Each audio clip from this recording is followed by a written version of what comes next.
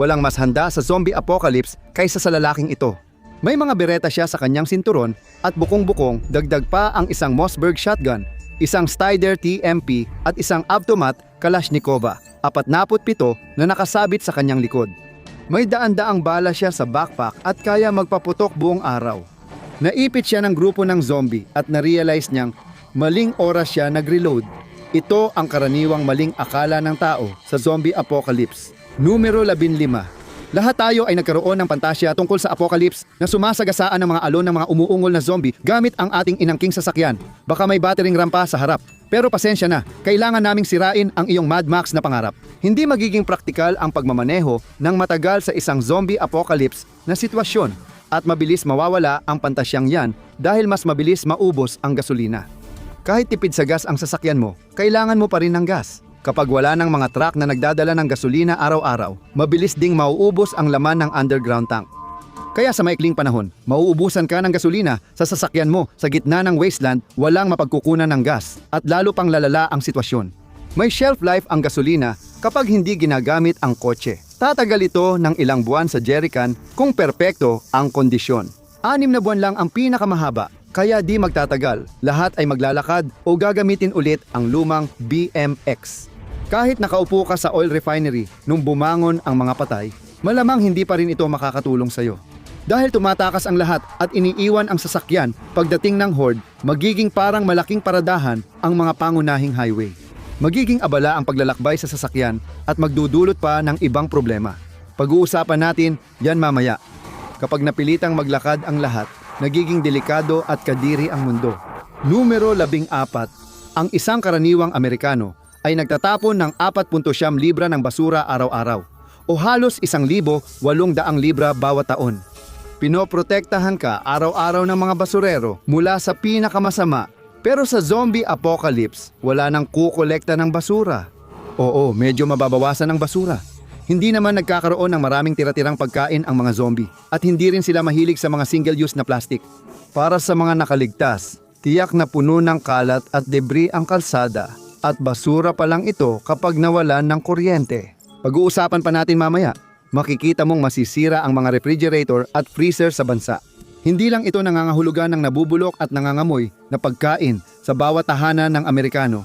Ibig sabihin din nito na lahat ng supermarket ay mabilis na magiging delikadong biohazard.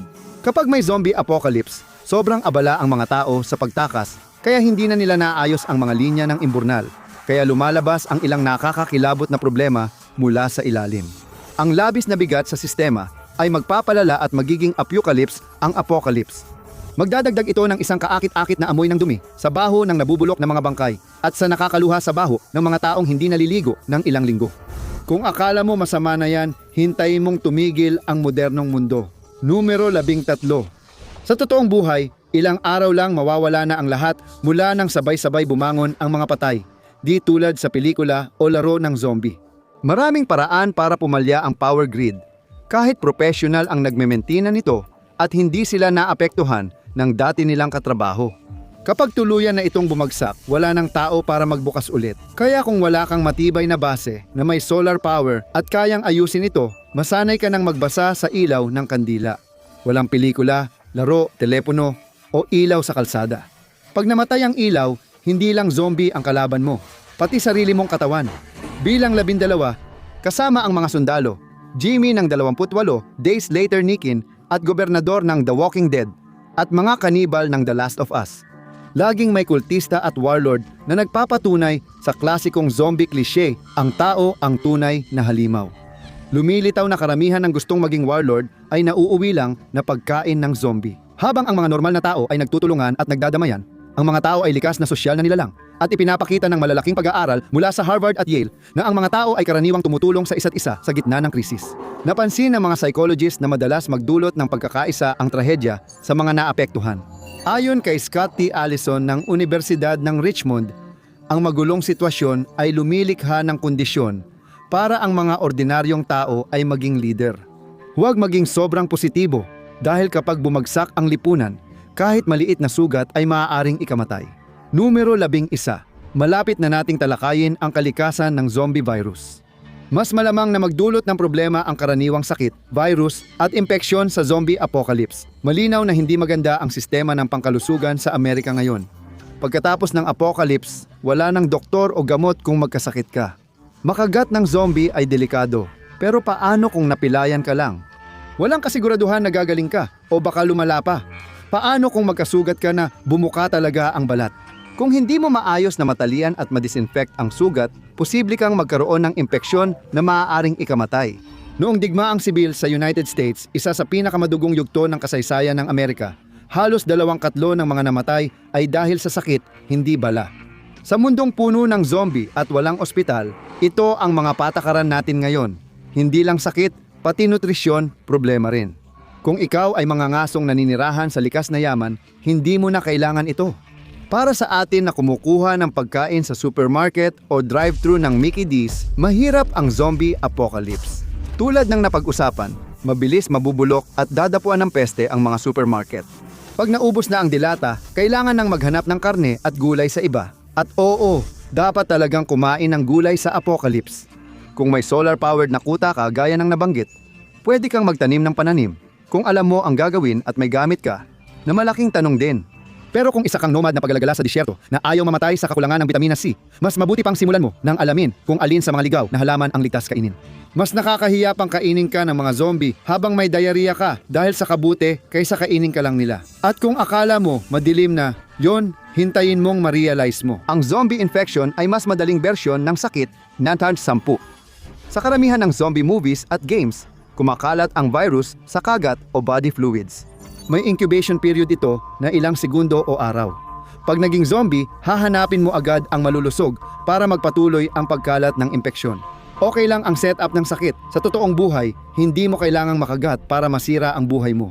Maraming sakit gaya ng tigdas, trangkaso, norovirus, at tuberculosis ang may katangiang wala sa zombie virus. Halimbawa, kaya nilang gumawa ng fomites, mga bagay na pwedeng kapitan ng virus at makahawa. Mas malala pa, nagiging airborne ang mga pathogen at kumakalat sa maliliit na particle kapag umuubo o bumabahin. Sa incubation period, hindi pa alam ng nahawa at bagong nahawa na may sakit na sila. Tingnan din natin ang ibang sakit na direktang kumakalat sa likido ng katawan, gaya ng human immunodeficiency virus. Ito ay kinatatakutan dahil maaari itong mag-incubate ng maraming taon. Ibig sabihin, maaaring manatiling aktibo sa pakikipagtalik ang isang tao at maipasa ito bago pa man lumabas ang anumang malinaw na sintomas. Kung ikukumpara, ang mga sintomas ng pagiging zombie ay laging sobrang kapansin-pansin, kaya ang mga hindi nahawaan ay lumalayo agad. Halimbawa, ang Ebola ay isang mapanganib na virus na pumatay ng libo-libo sa West Africa at kadalasang ginagamit ng mga tabloid para maghasik ng takot. Ngunit hindi pa ito naging pandaigdigang pandemya.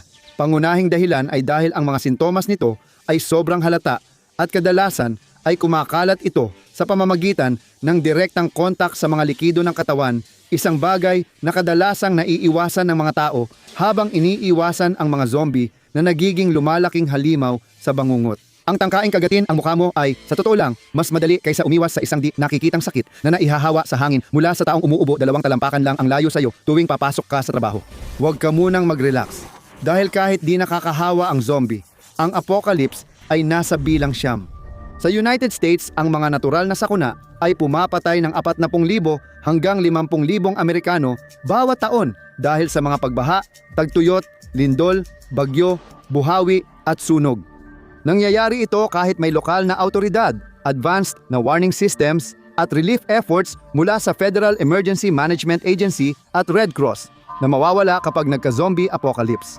Ang mga natural na sakuna ay nagdudulot na ng malaking pagkawala ng buhay at lumalala pa. Dahil sa climate change, lalala pa ito. Sa zombie apocalypse, posibleng daan-daang libo ang mamatay taon-taon dahil sa natural na sakuna at konserbatibo pa ang bilang na ito.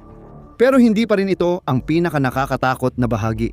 Numero 8. Baka iniisip mo na isa sa kakaunting benepisyo ng pagbagsak ng lipunan dahil sa zombie horde ay hindi mo na kailangang mag-fill out ng WW2 at alamin kung pwede bang ibawas sa buwis ang martilyong gamit mo sa pagpatay ng zombie. May matibay tayong dahilan para maniwalang magpapatuloy pa rin ang taga-kolekta ng buwis sa pag-iikot sa wasteland.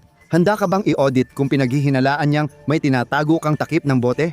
Hindi lang ito simpleng paranoia ng mga sovereign citizen. Noong Cold War, naghanda na ang Internal Revenue Service ng plano para matiyak na tuloy ang pangongolekta ng buwis 12 oras matapos ang nuklear na digmaan. At magtiwala ka sa amin kapag sinabi naming mas malala pa ang nuclear war kaysa sa mga zombie na gumagala sa kalsada. Kaya mas mabuti pang umasa kang nakaligtas din ang HNR Block at TurboTax sa banta ng mga zombie. At kung kulang pa yan para sirain ang araw mo, ito ang hindi kayang gayahin ng zombie games. Numero 7, Resident Evil, The Last of Us, Dead Rising, DayZ, pati na ang cheesy na House of the Dead. Hindi maikakailang masaya maglaro ng zombie killing video game. Ano pa bang mas satisfying kaysa makapag-headshot ng zombie? Akala mo ba kakainin ka niya sa hating gabi? Dito na lumalabas ang mapait na katotohanan kapag totoong nagka-zombie apocalypse. Ang mga undead o infected na pinapahinga mo ay hindi lang basta random zombie character models.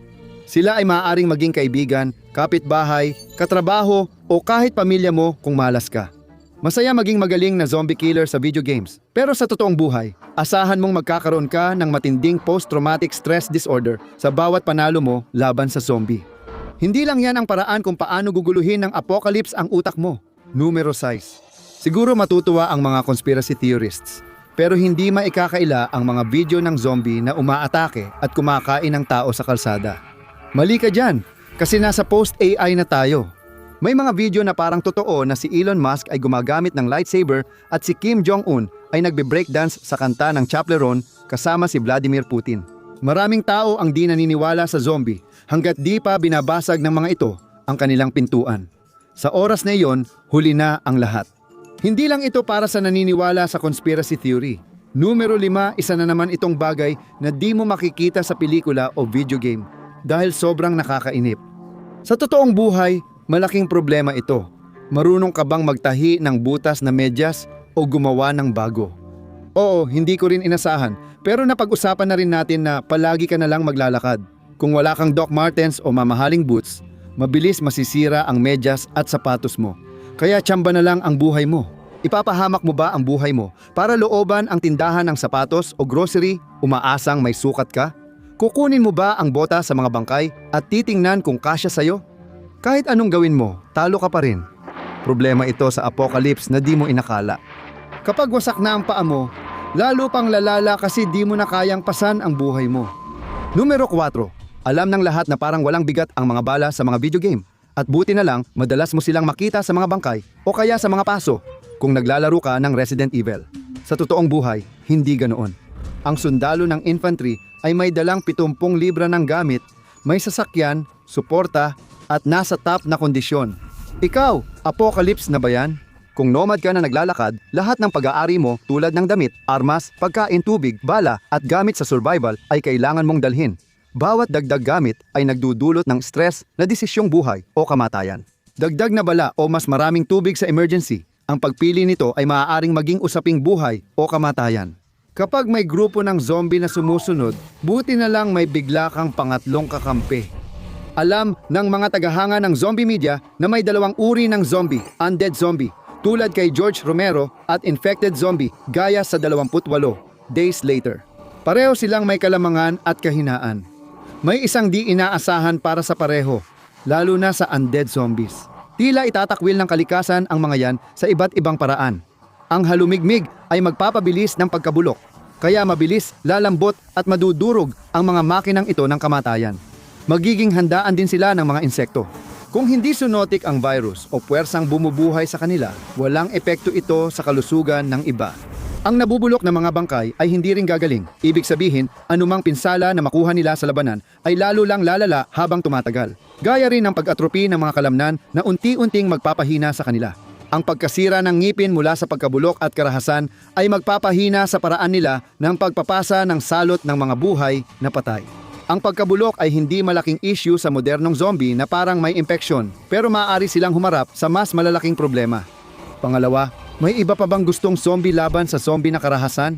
Sa totoo lang, malaking plot convenience ito sa mga palabas tungkol sa zombie. Kung tutuusin, mapipigilan na agad ang karamihan sa zombie apocalypse bago magsimula.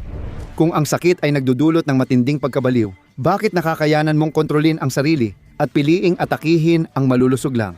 Pero hindi pinapansin ang ibang baliw na sumisigaw sa paligid. Hindi mo talaga makikita ang mga grupong zombie na ganito dahil sa sobrang galit nila, sila rin ang magpapapatay. Ang anumang dahilan na ang virus ay nagtutulak sa kanila na magkalat ng impeksyon sa mga malulusog na biktima ay isa lang artistic license. Ikinukumpara nito ang virus sa may isip na hive mind, hindi simpleng mikrobyo na nagdudulot ng parehong sintomas. Nakakabigo ito, pero hindi tulad ng huling revelasyon natin tungkol sa zombie. Numero 1. Sino bang hindi nangarap maghiwa ng zombie gamit katana? Pangarap ng bawat zombie survivalist na labanan ang mga undead sa estilong samurai. Ayon sa ilang eksperto, mas malamang na mapatay tayo kaysa maging Diyos ng zombie killing. Tulad ng ibang sandata, ang katana ay pinakamapanganib sa kamay ng eksperto. Kahit alam mo ang ginagawa mo, hindi laging mahihiwa ng katana ang Tommy Mats na hindi gumagalaw o nananakit. Kapag napalibutan ka ng zombie, posibleng maipit ang espada mo sa unang tinamaan at habang sinusubukan mong humiwa, kakainin ka ng iba ng buhay. At kahit magawa mo man, matupad ang pantasya mong harapin ang isang zombie gamit ang katana at maputol ang ulo nito sa isang hataw. Congratulations! Basang-basa ka na ngayon ng dugo ng infected. Sana sulit ang ginawa mo.